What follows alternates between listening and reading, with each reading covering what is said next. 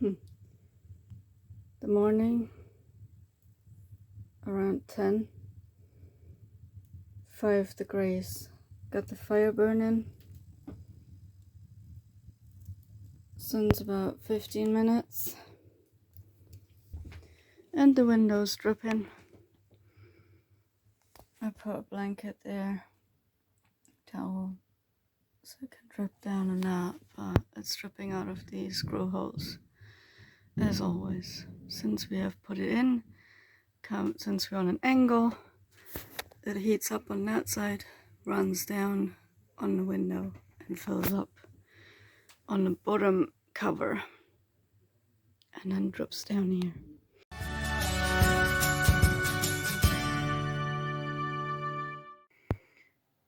Well, so this is the window that needs fixing. It's come off because every time we have -degrees under 0, it fills up with water on this end and then drips through the gaps of the screws and here, like these gaps and this hole and these screw gaps, drips the water out. And since it's just been standing there and dries during the day, it started to mold because I couldn't find a solution of what's gonna happen with that. These two sides are fine. This side is fine. This side need doing a bit, and this side is the worst. So that's the issue. Yeah, it looks terrible, and I find it pretty terrible. The right side is mostly the cladding affected. Only a tiny bit, it's just the front, it's not more. But the OSB on that side doesn't look good. And here's the worst, because it comes from over there, from the stove. I don't know if it doesn't focus. Here we go. It comes from the stovepipe, because on top of it is just humidity build up all the time because of the ceiling, because nothing's insulated. I think you can see that a little bit when I look through it. Maybe not because it's dark now. And yeah, so the water drops that way, runs down. Well, where am I? Runs down that way and stops here and drips down into the window like this, and then fills up into the gaps here, and that's where it stops and just sits there. So yeah, anyhow, very bad mold buildup, and I'm trying to get rid of this stuff now with bleach and trying to find a solution for how we can effectively get the water to run down on the sides, down the wall, instead of building up in the window. Nowhere else is built up, it's just around the edges of this window, which is okay so far. I don't need any more mold in this van. I really don't like it. It's all water drops, it's all wet. So what I discovered, because I looked onto the next area over here and into the other area on the other side. So what I've seen there is not much condensation. The only condensation is in this gap, right? So that means obviously the other end of there is the stove. And the fiberglass roof is so warped that everything comes down towards this window here and then drops down this end on this part. So I have to find a solution. I will try now to fix the insulation and the dripping of the window situation, which I have to pull insulation through this whole bit. And this is the insulation that I bought.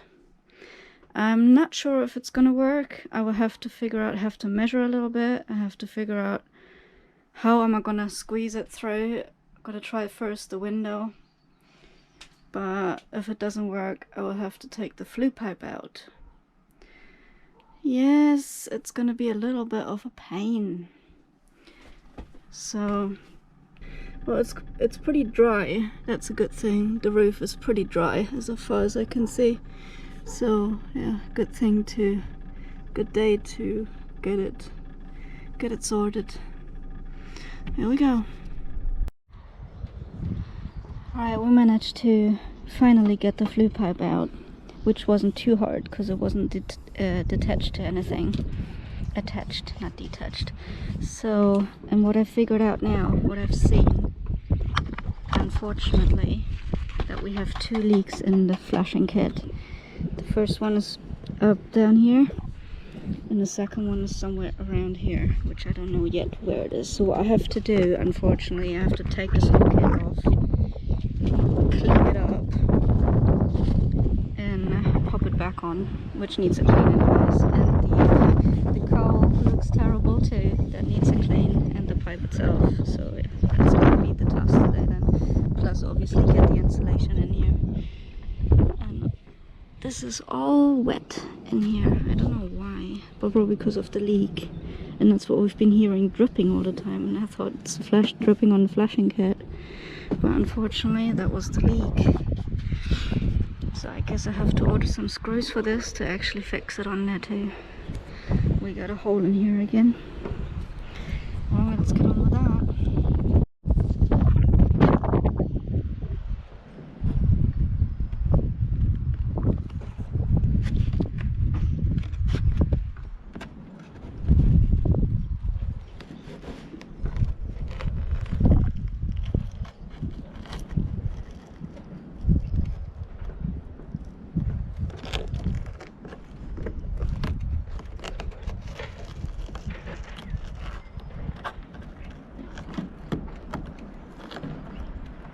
God, this is ridiculous, babe.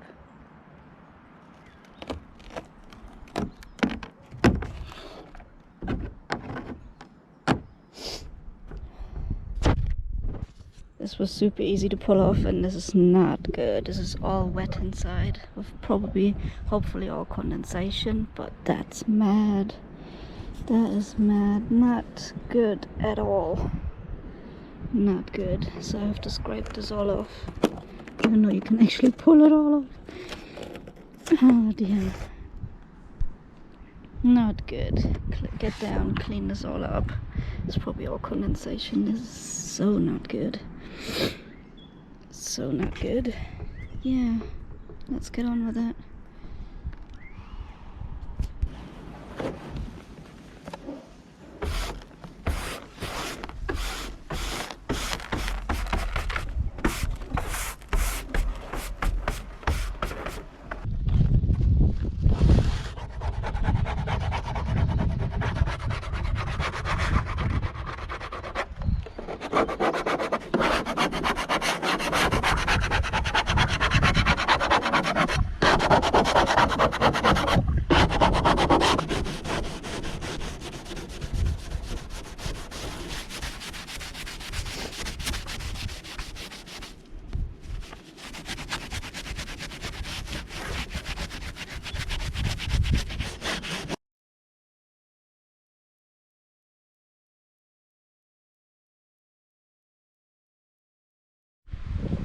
Well, started cutting the insulation. I cleaned everything out now on the top of the roof, underneath the ceiling, and that's what it's come to. So I cleaned this, so that's clean, and now I cut the insulation. I'll see if I need 2 layers or 1 layer, so I'm gonna go on with that.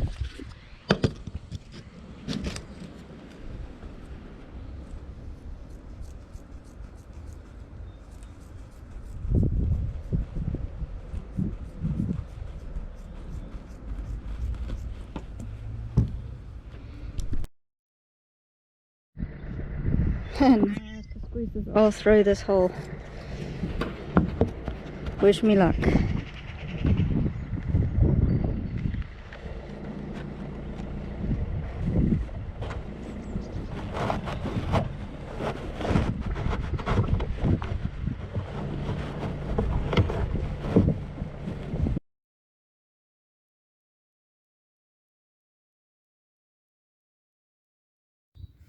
Here we go. That's the cowl. And it looks absolutely sooted up.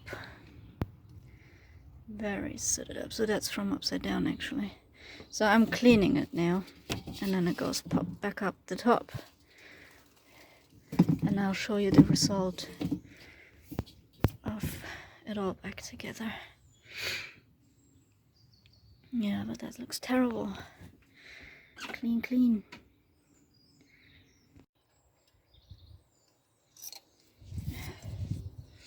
My arms are not made for this. And here we have the last update for today for the project of putting the insulation in. I finished it. I finally finished it. It's dark now. It's about 6:30 tonight. Oh, it's 7 actually. Quite later than I thought. Right, here we go. Insulation. Insulation, insulation. All around. I can't see it here now. There it is. All around. I just popped out all in individual bits and pieces. Popped it all in there. So now, window goes back up. And I popped insulation all around the flue pipe up here too, until we get a metal sheet to be able to cover that up with a metal sheet. And that's my work done for tonight.